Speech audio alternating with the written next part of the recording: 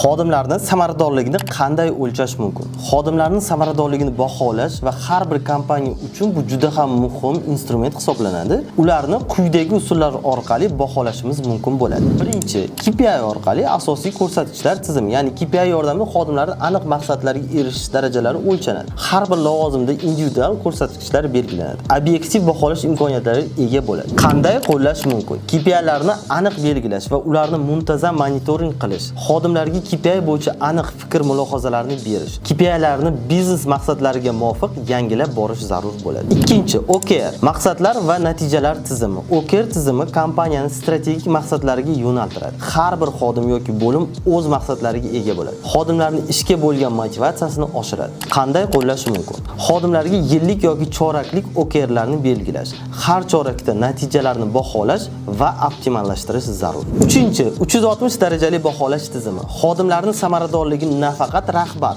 balki hamkasblar, kerak bo'lsa mijozlar ham baholashi mumkin. Xodimga o'zini kuchli va zaif tomonlarini ko'rsatish imkoniyatini yaratadi. Obyektiv va keng qamrovli tahlil qilinadi. Qanday qo'llash mumkin? Xodimlar haqida anonim fikr mulohazalarini yig'ish, barcha fikrlarni tahlil qilish va xodimga konstruktiv fikr bildirish mumkin bo'ladi. To'rtinchi, ish samaradorligini o'lchash uchun texnologiyalar va sun'iy intellektlardan foydalanish. Sun'iy intellekt asosida xodimlarning ishlash samaradorligini avtomatik baholash imkoniyati yaratilishi mumkin.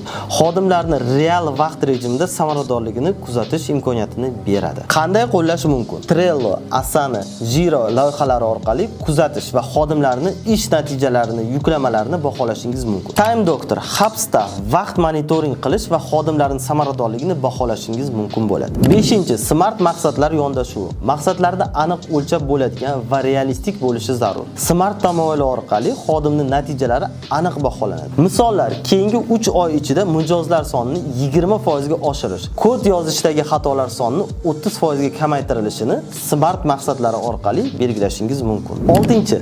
Xodimlarni ishtirok etish darajasini o'lchash. Samaradorlikni faqat natijalarga qarab baholash noto'g'ri bo'lishi mumkin. Xodimlarning ishga bo'lgan motivatsiyasi, sadoqatini ham hisobga olish zarur. Qanday qo'llash mumkin? Xodimlar orasida anonim so'rovnomalar o'tkazish, ish muhitini yaxshilash uchun fikrlarni inobatga olish zarur. 7. Hamkasblar bahosi. Xodimlarning ish unumdorligi faqat rahbar emas, balki hamkasblar ham baholaydi. Jamoaviy ish va hamkorlik darajalari tahlil qilinadi va bu orqali samarali bo'limni shakllantirish mumkin bo'ladi.